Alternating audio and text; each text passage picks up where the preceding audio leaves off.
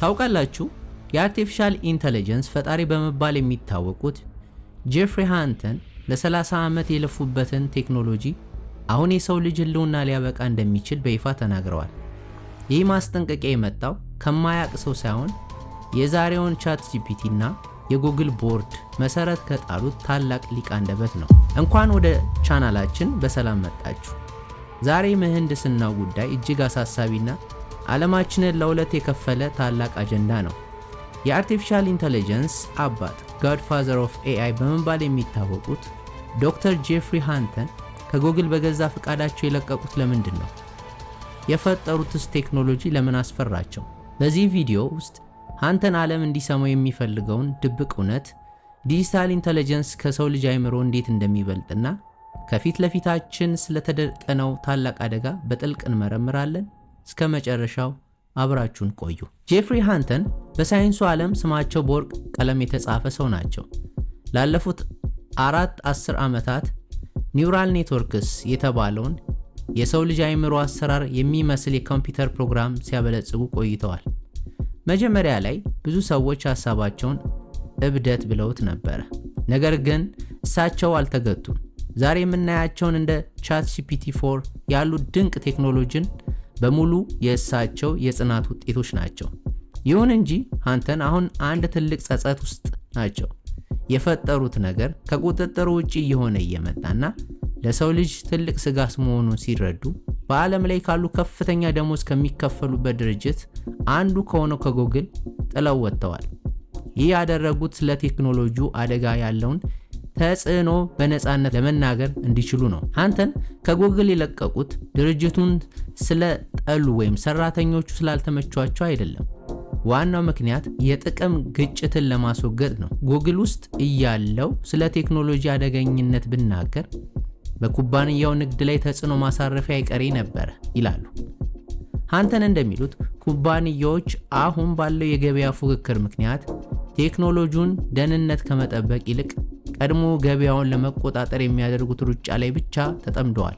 ይህ ደግሞ የሰው ልጅን አደጋ ውስጥ የሚከት ከቁጥጥር ውጪ የሆነ ሩጫ ፈጥሯል። ሃንተን ራሳቸውን እንደ ፊሽካ ነፊ በመቁጠር ዓለም አቀፍ ትኩረት እንዲሰጠው እየተማጸኑ ነው። ሃንተን ያቀረቡት ትልቅ ሳይንሳዊ ክርክር ዲጂታል ኢንተለጀንስ ከባዮሎጂካል ኢንተለጀንስ ጋር ከሰው አእምሮ በከፍተኛ ሁኔታ እንደሚበልጥ ነው። እኛ ሰዎች መረጃን ለመለዋወጥ ቋንቋን እንጠቀማለን። ይህ ደግሞ በጣም አዝጋሚ ሂደት ነው። ለምሳሌ እኔ አንድ ነገር ከተማርኩ እናንተ ላስተምራችሁ ፈልግ ብዙ ጊዜ ወስድብኛል። ነገር ግን በአርቲፊሻል ኢንተለጀንስ ዓለም ሺህ የሚቆጠሩ ኮምፒውተሮች በአንድ ጊዜ አንድ ነገር ሊማሩ ይችላሉ። አንድ የተማረውን ነገር ወዲያውኑ ለሌሎቹ በሙሉ ያጋራል። ይህ ማለት ዕውቀታቸውን በሰከንድ ውስጥ በሚሊዮን እጥፍ ያድጋል ማለት ነው። ሃንተን መጀመሪያ ላይ ይህንን ቴክኖሎጂ ከሰው ልጆች ለመብለጥ ቢያንስ 30 ወይም 50 ዓመት ይፈጅበታል ብለው ያስቡ ነበር። አሁን ግን ይህ ጊዜ በጣም እየቀረበ እና ምናልባትም ጥቂት ዓመታት ብቻ እንደቀሩት ይናገራሉ። ብዙ ሰዎች ኤአይን ዝም ብሎ ቀጣይ ቃል የሚገምት ማሽን ብለው ያስባሉ። ሃንተን ግን ይህንን ሐሳብ በጥብቅ ይቃወማሉ። እንደሳቸው አባባል ኤአይ ቀጣዩን ቃል ለመገመት እንዲችል መጀመሪያ ዓለም መረዳት አለበት። አንድ ታሪክ ለመተንበይ የታሪኩን ፍሰትና መክንዮ መረዳት ግድ ይላል ይላሉ። ለምሳሌ ቻትጂፒቲ 4 የሰው ልጅን ቀልድ መረዳት፣ ውስብስብ የህግ ጥያቄዎችን መመለስና ሳይንሳዊ መላምቶችን ማመንጨት ይችላል። ይህ ደግሞ ከቀላል የቃላት ግምት በላይ የሆነ አስተሳሰብ ወይም ሪዝኒንግ መኖሩን ያሳያል። ማሽኖቹ መማር ብቻ ሳይሆኑ እኛ ካስተማርናቸው በላይ የሆኑ አዳዲስ ነገሮችን በራሳቸው ማመንጨት ጀምረዋል። አሁን ወደ ትልቁ ስጋት እንምጣ።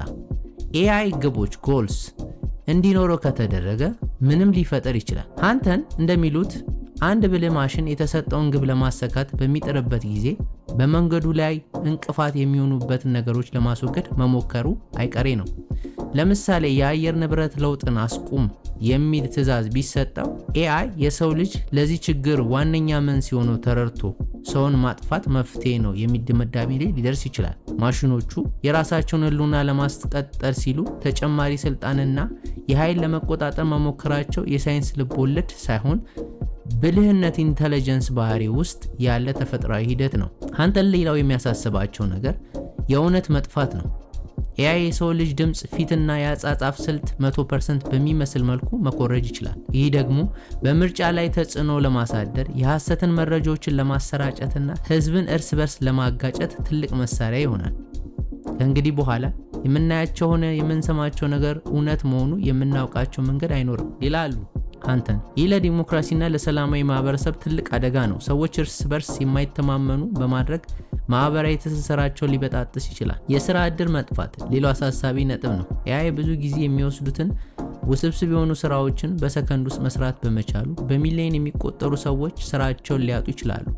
ይህ ደግሞ የሀብት ክፍፍሉን ወርዝ ጋፕ የበለጠ ያጠፋዋል። የሀብትን ለሁሉም እኩል አያከፋፍልም፣ ይልቁንም ለባለ ሀብቶች ተጨማሪ ትርፍን ያመጣል። ተራው ሰራተኛ ግን ይጎዳል በማለት ሃንተን ያስጠነቅቃሉ። ይህ የኢኮኖሚ አለመረጋጋት ደግሞ ወደ ማህበራዊ ረብሻ እና ፖለቲካዊ ቀውስ ሊመራው ይችላል። ታዲያ መፍትሄው ምንድነው? ሃንተን እንደሚሉት ቴክኖሎጂ እድገቱን ማቆም የማይቻል ቢሆንም ደህንነቱን ለመጠበቅ ግን በጋራ መስራት ይቻላል። ዓለም አቀፍ ስምምነቶች ያስፈልጉናል። ልክ እንደ ኒውክሌር መሳሪያ ሁሉ AI ለክፉ ዓላማ እንዳይውል የሚቆጣጠሩ ህጎችን ማውጣት አለባቸው። ሳይንቲስቶች የቴክኖሎጂውን ብቃት ለማሳደግ ከሚያወጡት ጉልበት እኩል ቴክኖሎጂው እንዴት መቆጣጠር እንደሚቻል ለማጥናት ጊዜ ሊሰጡ ይገባል። እኛ አሁን ያለነው የጨለማ ክፍል ውስጥ ነው፣ እናም የትኛውን አቅጣጫ ወደ መውጫው እንደሚወስደን አናውቅም ይላሉ። ነገር ግን አሁን እርምጃ ካልወሰድን ማሽኖቹ ከኛ ቁጥጥር ውጪ የሚሆኑበት ጊዜ ሩቅ አይሆንም። የዛሬው ዝግጅታችን ይህን ይመስል ነበር። እናንተ በዚህ ጉዳይ ላይ የምታስባላችሁ? የአርቲፊሻል ኢንተለጀንስ እድገት ለሰው ልጅ ስጋት ነው ወይስ በረከት? ጄፍሪ ሃንተን እንዳሉት ማሽኖቹን ሊቆጣጠሩን ይችላሉ ብላችሁ ታምናላችሁ? ሐሳባችሁን በኮሜንት መስጫ ላይ አካፍሉ። ለቻናላችን አዲስ ከሆናችሁ ሰብስክራይብ በማድረግ እና የደወሉን ምልክት በመጫን ቤተሰብ ይሁኑ። ይህ ቪዲዮ ጠቃሚ ሆኖ ካገኛችሁ ደግሞ ላይክ በማድረግ ለሌሎች እንዲደርስ እርዱን። ስለተከታተላችሁን ከልብ እናመሰግናለን። በሌላ ወቅታዊና አስተማሪ ቪዲዮዎች እስከምንገናኝ ድረስ ሰላም ቆዩልን።